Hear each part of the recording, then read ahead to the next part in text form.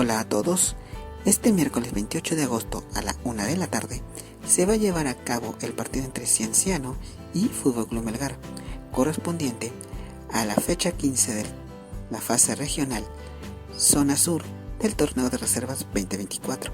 El escenario será en el estadio Thomas Ernest Paine, ubicado en Calca, Cusco. Esperemos de que haga un excelente partido y que gane el mejor. Mucha suerte para ambos equipos de reserva. Muchas gracias.